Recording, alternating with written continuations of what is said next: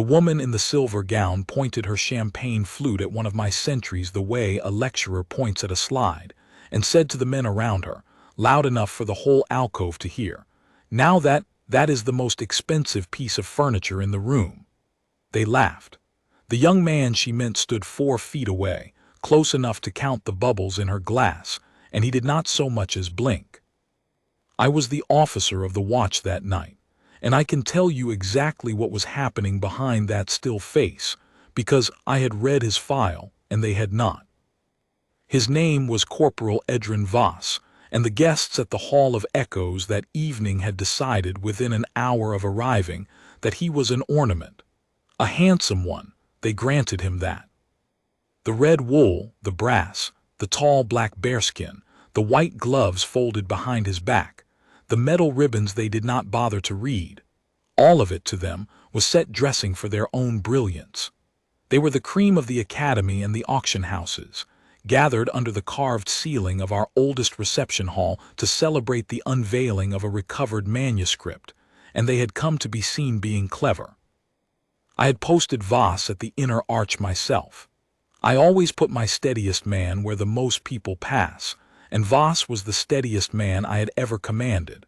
So he stood, and they orbited him, and the woman in silver, a Madame Colter, I would learn, a dealer of some reputation and more opinion, kept returning to him as a comedian returns to a joke that landed. "Do you suppose he can read?" she asked her circle, tilting her head at him. "The card by the manuscript, I mean, all those little words." A thin man in a velvet jacket, a professor of something, swirled his glass.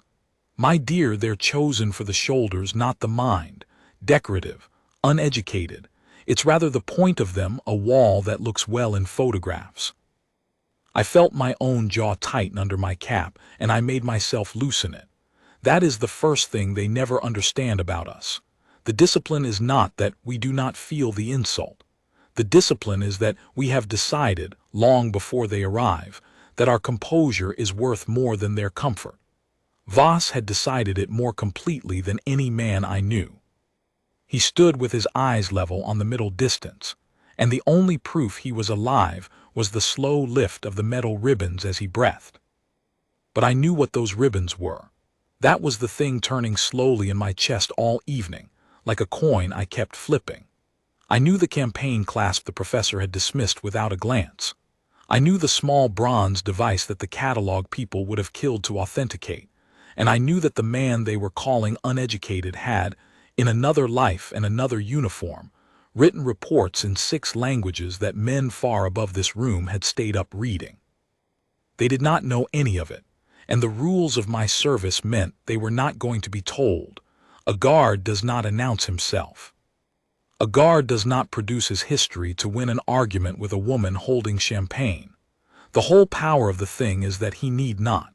So I watched, and I waited, and I will admit that part of me, the part that had served too long to be entirely saintly, wanted to see exactly how the evening would teach these people what they could not be told. The manuscript was the centerpiece. It sat under glass on a marble plinth at the far end of the hall, lit from above so the gilt letters seemed to float. A recovered devotional work, 600 years old, repatriated after a long and much publicized hunt, the reason every one of these guests had a printed invitation. Madame Colter had brokered some part of its journey, which was why she carried herself like the host of the heavens. The professor in velvet, Dr. Faying, the placard outside his lecture had said, was to give the address. And there was a third in their little court, a younger man, sleek and certain, who introduced himself to everyone as the Academy's rising authority on the language the manuscript was written in. It was that young man, the rising authority, who finally turned his attention to my sentry, not to mock him at first, but to use him. "Watch this," he said to Colter, with the grin of a man about to perform a kindness for an animal. He stepped close to Voss, far closer than a guest should, and lifted the printed translation card he'd taken from the plinth. He held it up before Voss's face like a man testing a horse with an apple. "Go on," he said. "Read me a line, any line. Prove you're more than a coat rack. He glanced back at his audience, certain of the laugh. Voss's eyes did not move to the card. They stayed level, forward, fixed on nothing, exactly as they were trained to be. And the young authority took that stillness, that iron, deliberate, professional stillness, as the answer he wanted. He turned to the others and spread his hands. "You see," he said, delighted. "Nothing there. The lights are on, the house is empty." And he read the line aloud himself in the old tongue, rolling each syllable with theatrical relish, translating it for the circle with a flourish and getting it wrong. I heard him get it wrong. I am not a scholar. I have soldiers' languages, the kind you learn to give orders and ask directions and keep men alive. But even I caught the shape of the error, because the young authority had reversed 2 words and turned a line about a watchman keeping faith through the night into something about a merchant counting his coins. The circle did not notice. They applauded softly, the way people applaud a clever man being clever at the expense of a silent one. And for the first time all evening, I saw something move in Edrin Voss. It was nothing anyone else would have caught. The line of his jaw under the chin strap shifted by perhaps a millimeter, the particular set a man's face takes when he has heard a thing said wrong and is holding the correction behind his teeth by main force. His eyes did not leave the middle distance. His hands stayed folded. But I had stood beside this man through long, cold nights, and I knew that flicker. It was the look of a scholar listening to nonsense, trapped inside the body of a guard who was not permitted to speak. He held it. Of course he held it. That is who he was. The young authority lowered the card, well pleased, and drifted back to his circle, and Madame Colter raised her glass to my sentry as one raises a glass to a particularly fine sideboard. "To the furniture," she said, and they drank. I checked my watch. Dr. Faying's address was to begin in 20 minutes. The hall was filling, and I stood at my post by the far wall, the officer of the watch, knowing 2 things they did not. I knew that the man they had spent an hour calling empty was the most educated person in that room by a wide and embarrassing margin. And I knew, from the way he had been studying the case on the plinth all evening, not idly, the way the guests studied it, but the way Voss studied everything, edge to edge, corner to corner, that my silent corporal had seen something about that manuscript that none of these celebrated experts had noticed at all. I did not yet know what it was, but I had learned in 20 years of soldiering to trust the moment a still man goes a fraction more still, and Edrin Voss had gone very, very still. I should explain how a man like that comes to stand silent at an arch, while fools count him as a hat stand.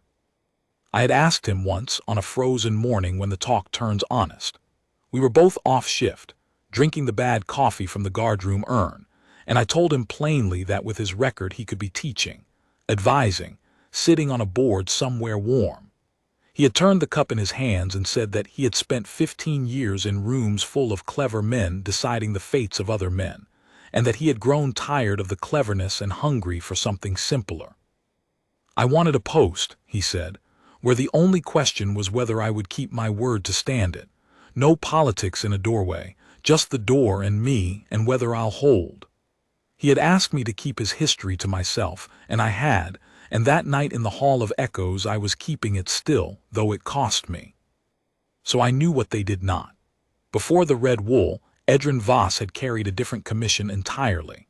He had been the kind of officer they send into a room where languages are the weapons, sitting across a table from men who lie for a living, reading not just their words but the country in their accent, the lie folded into a verb tense, the thing left unsaid in the language they thought no foreigner would follow. He had 3 commendations he never spoke of, and one he was not permitted to. And the medal the professor had called set dressing was given for a night when Voss, alone and unarmed in a city I will not name, had talked 4 frightened men out of doing a terrible thing, in their own tongue, until help arrived. The catalogue of his learning was longer than the catalogue on the plinth. He simply did not advertise it, because advertising had never once, in his experience, made a doorway safer. The address began. Dr. Fang took the small dais beside the manuscript, tapped a glass for silence, and the chatter folded itself away. He spoke well, I will grant the man that, about the long road the manuscript had traveled, the war that had scattered it, the decades it had spent lost, the diligence, and he implied the personal brilliance that had brought it home. He spoke of the hand that had penned it 6 centuries ago, the monastery, the particular brown ink, the way the gilt had been laid.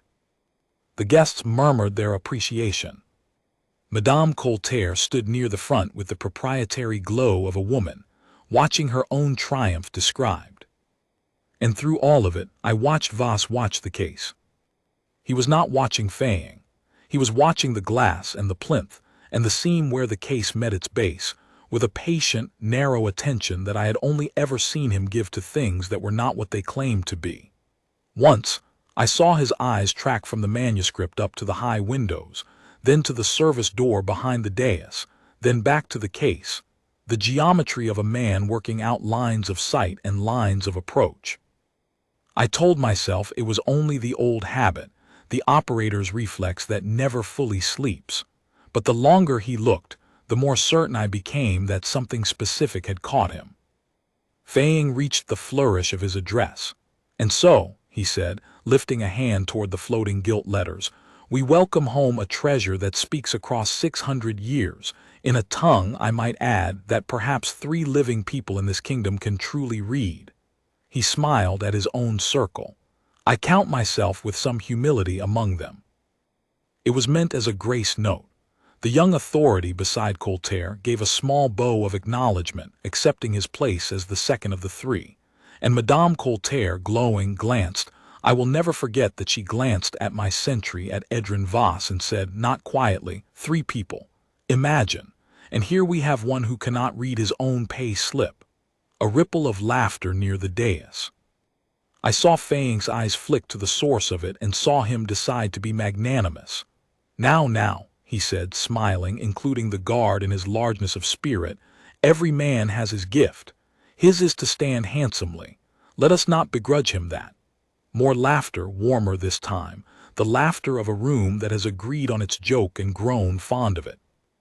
And I watched Edrin Voss draw one slow breath, the metal ribbons lifting and settling, and I understood that the wall they thought they had measured was about to do something walls do not do. But not yet, not there, because the thing about discipline, real discipline, the kind that is forged and not merely worn, is that it does not break to win a laugh back. Voss would not have spoken to defend his pride if the room had laughed at him until dawn. His pride was not in the room's keeping. So he stood, and Fang turned back to the manuscript and began to read aloud the opening lines of the recovered text, the gilt phrases the whole evening had been built to honor. He read them in the old tongue slowly, reverently. And then he translated them, and the room sighed at the beauty of it, and Dr. Fang, the first of the 3 living men who could truly read it, got the opening wrong. Not as crudely as the young authority had. A subtler error, the kind only the very learned make. He read a particular character as the word for crown when, in that script in that period with that small mark above it, it was the word for cage. The whole sense of the opening line turned on it. As Fang had it, the text began with a king crowned in glory. As it was actually written, I learned this later, when Voss explained it to me with a soldier's patience. It began with a warning that a man who builds a cage for others ends inside it. The room did not know. The room applauded the crown. And at the inner arch, my silent corporal closed his eyes, just for a moment, the way a man does when he has heard a thing he cannot let stand, and is deciding, against everything he has trained himself to be, that this once the door can wait. I started toward him before I knew I was moving. I had a guardsman about to break protocol in front of 200 guests at a state reception, and it was my job to prevent exactly that. But I was on the far side of the hall, and the crowd was thick, and I was not going to reach him in time. I want to be honest about what I felt in those few steps. It was not fear that he would embarrass the service. It was something closer to anticipation, the sense of a long-loaded thing about to fire, and of these people getting, at last, the precise weight of what they had been calling furniture. I need not have worried about embarrassment. Edrin Voss did not break protocol the way they break it in the stories, no shout, no scene. He did something far quieter and far more devastating, and he did it for a reason that had nothing to do with his pride and everything to do with the case on the plinth. Because in the long minutes of studying that manuscript, while the experts admired the guilt, Edrin Voss had read it, all of it as far as the open page allowed. And what he had read, in that ancient tongue the three clever men were busy mistranslating, was not a devotional verse at all. Faying finished his reading to applause and stepped down to accept it. The young authority moved to the dais to add his own remarks, the second of the three living men, and as he passed the inner arch he could not resist. He paused before Voss, leaned in with that same performing grin, and said for the benefit of those near enough, "Don't worry. We'll have the card framed in larger print for you." And Edrin Voss spoke. He did not turn his head. He did not raise his voice. He kept his eyes forward and his hands folded behind his back, and he said, in a voice pitched low but perfectly clear, in flawless, unhurried command of the ancient tongue, the opening line of the manuscript correctly. The whole line, every syllable in its proper place, the small mark above the character read for what it was. Then, still without turning, in our own plain language, he gave the translation. "Not a king crowned in glory," he said. "A man who builds a cage for others' ends inside it. That is how it begins." The young authority's grin did not so much fall as evaporate. He stood with the half-formed mockery still on his lips and no air left under it. The hall, which had been a warm sea of self-congratulation, went strange and quiet in a spreading ring around the arch. People nearest had heard. People behind them had heard the silence and turned to find its source. Madame Coltaire's flute stopped halfway to her mouth. Dr. Faying, at the foot of the dais, went very still in a way I recognized, because it was the stillness of a learned man realizing he has been corrected in public on the one thing he was certain of, by the one person he was certain could not. "I beg your pardon," Faying said, and his voice had lost its largeness. Voss turned his head then, only his head, the rest of him still at the post, and looked at the professor for the first time all evening. "The character at the head of the line, doctor," he said, with no triumph in it, only the flat courtesy of a man reporting a fact. "In this hand, in this period, with the diacritic above it, it is not the word for crown. It is the word for cage. The line is a warning, not a coronation. Whoever wrote your translation card worked from a later copy where the mark was lost." A pause. "I imagine the error has been printed on 200 programs tonight." I had reached the edge of the crowd by then. I stopped. Every instinct of my office said to step in, to silence my guardsmen, to apologize to the guests for a sentry speaking out of turn. And I did not do it, because I had just watched the most disciplined man under my command choose his moment with the precision of a marksman, and I was not going to be the one to spoil a shot 20 years in the making. He had not spoken to win the laugh back. He had not mentioned the insults. Not one of them. He had spoken because a 600-year-old text was being honored under a false reading in front of 200 people, and he was the only man in the room who could put it right. The correction was about the truth. The humbling was simply what truth does to vanity when it finally clears its throat. "That's," the young authority found a fragment of his voice. "That's absurd. The provenance was authenticated by the script alone. A man would need years." 11, Voss said. The young authority blinked. "I beg your 11 what?" "Years," said Voss. "It took me 11. Among other things." And he turned his eyes forward again, back to the middle distance, as though the conversation were beneath continuing, which from where he stood it was. Dr. Faying came forward slowly. "I will give him this much. He was a vain man, but he was, underneath the velvet, a genuine scholar, and a genuine scholar cannot leave a question like that alone, not even when the question is unmaking him."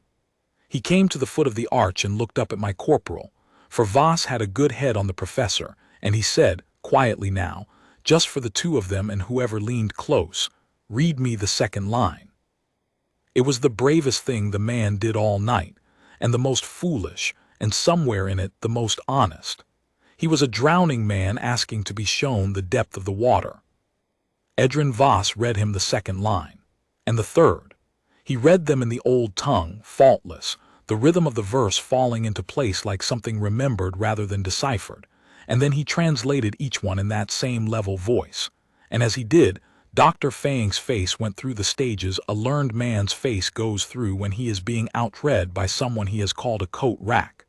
Disbelief, then defensive scrutiny, then the dreadful arrival of certainty. Because Fang knew enough, he truly did know enough, to recognize a correct reading when he finally heard one. And what Voss was reading was not only correct, it was correct in places Fang had never managed to resolve at all. The third line contained a knot of contracted characters that the catalog, I would later learn, had marked as illegible, presumed liturgical. Voss read it without pausing. It was not liturgical. It was a name and a date and an instruction, and it changed what the manuscript was. "That isn't a devotional book," Fang said. The words came out of him almost against his will. He had stopped performing entirely. "Is it?" "No, doctor," said Voss. "It is a ledger of grievances disguised as one, a record kept by a man inside a household, set down in the form of prayers so it would not be destroyed. The verses are real verses, but the names are folded into the contractions, and the dates are in the gilt you all admired. The spacing of the gold leaf marks the years. Whoever copied it later did not understand that, and neither, with respect, did the men who authenticated it as a book of hours. It is a much rarer thing than that. It is a witness." The silence in the Hall of Echoes was no longer the awkward hush of a guest embarrassed. It was the held breath of 200 people who had come to admire a pretty object and discovered, in the space of 3 lines read by a man they had spent the evening insulting, that they did not understand the thing they had come to honor. And Madame Colter, who had brokered its journey, who had called him furniture and a coat rack, and toasted to him as a sideboard, set her champagne down on the nearest surface with a hand that was not quite steady, and asked the question that would, before the night was out, undo a good deal more than her dignity.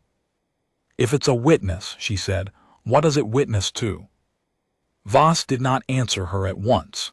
He looked at the case, at the open page under the glass, at the gilt the gold counters had so admired, and when he spoke it was to the room rather than to the woman, because what he had to say was larger than her question.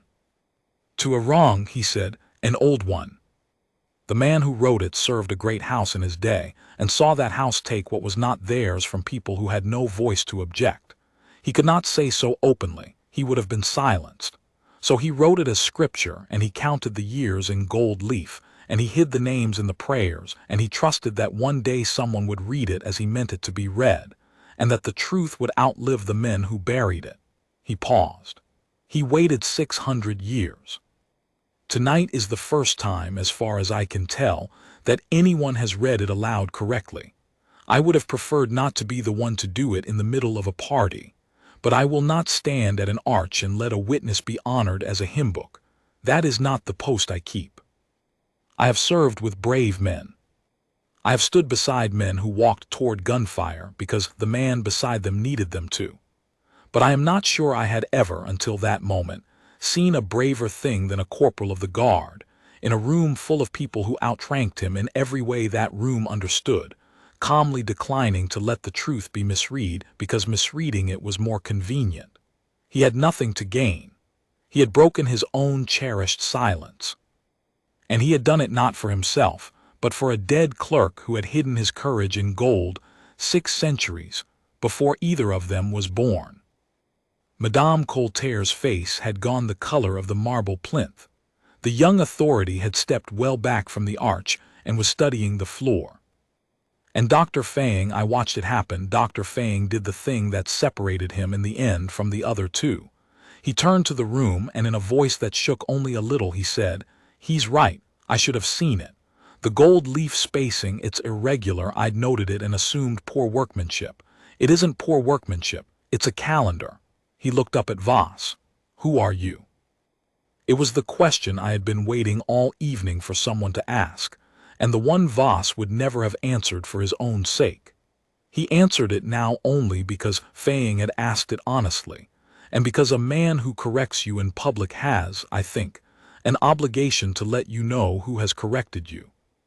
Corporal Edrin Voss, he said, of the watch.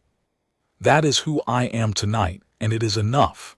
And he would have left it there, he meant to leave it there, except that the room would not let him. It was an older guest who broke it open, a spare, gray man who had been standing quietly near the back through the whole address, not drinking, watching the way I watch. I had marked him earlier as someone's invited expert and thought no more of it. Now he came forward through the parting crowd, and his face had an expression I had not seen on anyone all night. Not embarrassment, not scrutiny, but recognition, dawning slow and then complete. He stopped before the arch and looked at my corporal for a long moment, and then he said a single word, a name, but not Voss's name, a call sign. 2 syllables in a language that was not ours, the kind of word that means nothing to anyone except the very few people who were ever in the room when it was used. I saw Edrin Voss go still in the particular way. A man goes still when a door he had bolted shut a long time ago swings quietly open behind him. It is you, the gray man said. I sat across a table from your reports for 4 years. I never knew your face. They never let us see the faces of the men who did your work. He turned to the room, and to Madame Colter, and to the young authority, and to Dr. Faying, and his voice carried the flat authority of someone who had spent a career being believed. You have spent this evening, he said, calling this man decorative, uneducated. I want you to understand what you have been laughing at. I am not at liberty to tell you most of it. I am at liberty to tell you that the languages he reads, he did not read for pleasure. He read them in places where reading them wrong got people killed. He wrote assessments that shaped decisions made very far above this hall.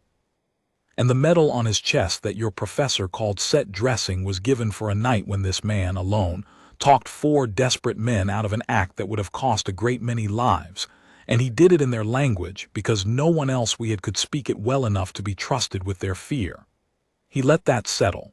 Decorative, yes, I suppose he is. He decorated my service for 15 years. You could have heard a medal ribbon settle.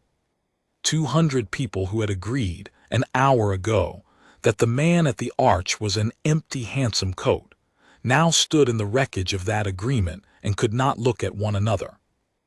And Edrin Voss, this is the part I tell people when they ask me why I stayed in this service as long as I did. Edrin Voss did not straighten with pride. He did not glance at his accusers to enjoy their faces. He kept his eyes forward, his hands folded, and when the gray man had finished, he inclined his head perhaps half an inch, the smallest possible acknowledgement that the words had been heard, and said only, "That was another post, sir. This one is the arch. I'd like to get back to it." It was the most disciplined thing I had ever heard a man say. He had been handed on a plate the complete and crushing vindication that most men spend their lives wishing for, and he set it down untasted because it was not why he stood there. He had not corrected the manuscript to be revealed. He had corrected it because it was wrong. The revelation was an accident the room had inflicted on him, and he wanted no part of it. He wanted the door and his word kept, and the quiet of a post well held. I understood then the thing he had told me on that frozen morning over the bad coffee, that he had grown tired of clever rooms and hungry for something simpler. I had taken it for a kind of retreat. Standing in the Hall of Echoes that night, I saw it for what it truly was. It was not retreat. It was a man who had nothing left to prove, choosing freely to stand a doorway with perfect faith, and who valued that faith more than any room's good opinion. The clever people had mistaken his silence for emptiness. It was the opposite. It was the silence of a man so full of what he knew and so unbothered by their not knowing it that he could let them laugh and never feel the smallest need to stop them. Right up until the truth itself needed defending. Then, and only then, did he speak. Madame Colter crossed to the arch. The whole room watched her do it. Whatever else she was, she did not lack the nerve to face what she had done, and I respected her a little for that, though not much. "Corporal," she said. Her voice had none of the lecture hall ring left in it. "I owe you an apology. I called you a number of things tonight. I was wrong about every one of them." Voss inclined his head the same half-inch. "You owe me nothing, madame. I'm a post. People say all sorts of things to a post." There was no edge in it. That was the part that landed hardest, I think, that he genuinely did not require her sorrow. A smaller man would have let her grovel. Voss simply released her, the way you release a thing you were never holding to begin with. But the apology was not the night's reckoning. The reckoning was the manuscript, and it came for the experts in slow, public stages over the hour that followed, and I watched it the way you watch weather roll in over open ground. The gray man, I never did learn his proper title, and I never asked, because men like that prefer not to be asked, quietly drew Dr. Faying and two of the curators aside, and had Voss walk them through the page again, line by line. I stood close enough to keep my post and to hear. And what came out of it before midnight was this. The manuscript that had been celebrated for a decade as a recovered book of hours, authenticated and insured and toasted, was something the catalog had fundamentally misdescribed. It was older in purpose than in date. It was, as Voss had said, a hidden record, and the names folded into its contractions were not the names of saints. They were the names of families, and the gold leaf calendar marked the years across which a powerful house had taken their lands. It was, in the plainest terms, evidence. 600-year-old evidence, but evidence, and of a kind that historians would be arguing over for a generation, and that several institutions had spent a great deal of money getting wrong. Madame Colter's reputation, which had been built in no small part on her brokerage of this very object, did not survive the season. I am told the Academy quietly revised the attribution, and that the young authority, the rising star who had held the card before Voss's face like an apple to a horse, was not invited to give the address he had been promised at the following year's gathering, nor, I gathered, at any gathering for some time after. Not because anyone punished him. Simply because the field is small and word travels, and the word that traveled was that he had stood in the Hall of Echoes and mistranslated the opening line of a manuscript. He claimed to be one of 3 men alive able to read, and had been corrected, gently and completely, by a corporal of the guard he had spent the evening calling furniture. There is no recovering from a story like that in a room full of people whose entire currency is being the cleverest person present. Dr. Faying was the exception, and I have thought about why. He sought Voss out near the end of the night, after the crowd had thinned and the great manuscript had been covered and the caterers had begun gathering glasses. He came to the arch one last time, and this time there was nothing of the performer in him. "I have written 4 books," he said quietly. "I built a career on the certainty that I could read what other men could not, and tonight a sentry read it better than I ever have." He was silent a moment. "How do you carry knowing that much and saying nothing?" And Voss gave him the only answer I ever heard him give to that question, the one that has stayed with me longest. "I don't carry it, doctor," he said. "I set it down, that's the whole secret. A man who needs to be known for what he knows is carrying it everywhere all the time, and it wears him to nothing. I set mine down at the door when I take the post. The arch doesn't need to know I can read. It needs me to stand it, so I stand it." He paused, and then he offered the professor something I had not expected, a small kindness, scholar to scholar. "Your reading of the closing colophon in your 2nd book, the passage about the river boundary, that one you had exactly right. No one else has gotten it right since. I read it years ago and remembered it." He let that sit. "You're a better scholar than you were tonight. Tonight you were a vain one. They're not the same man. Go home as the first one." I saw something change in Faying's face. Not the wince of a man corrected, he'd had enough of that, but the steadier thing that comes over a man who has been told a hard truth and a fair one in the same breath, and recognizes that the person telling it has no reason to lie and nothing to gain. He shook Voss's gloved hand, which a guest is not supposed to do and which Voss, this once, allowed. And then he gathered his coat and went home, I hope as the better man. The hall emptied. The lights came down to the low watch-glow. And Corporal Edrin Voss stood his arch through the rest of the night exactly as he had stood it at the start, eyes forward, hands folded, the metal ribbons lifting and settling with his slow, even breath, as though nothing at all had happened, as though he had not, in the space of 3 lines, dismantled the certainties of the most celebrated minds in the kingdom, and corrected 600 years of misreading and quietly, without ever meaning to become the most talked-about man at a party he had not wanted to be talked about at. I relieved him at the change of watch near dawn. I am not a man for speeches, and neither is he, so I did not make one.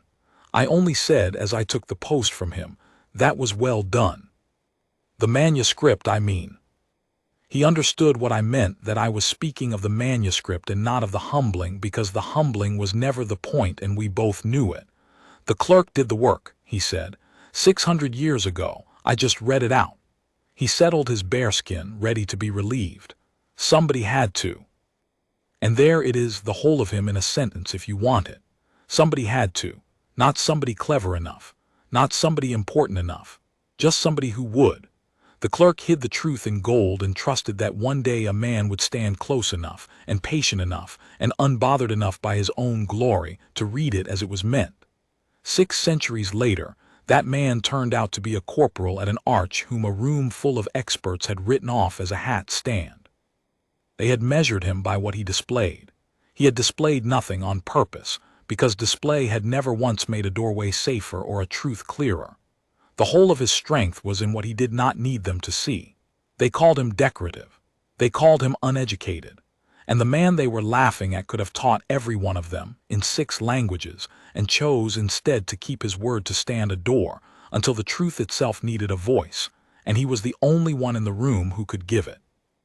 I have stood a great many posts in my years of service and learned a great many lessons I did not ask for. The one I carry from the Hall of Echoes is the simplest and the hardest.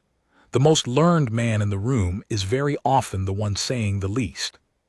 And the deepest discipline is not the silence of a man with nothing to say.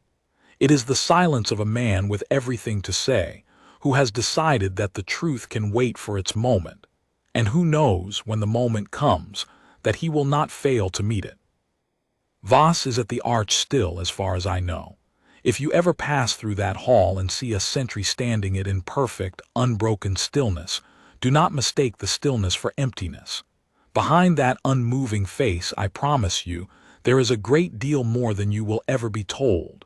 There is a man keeping faith with a door, and if it should ever come to it, with the truth.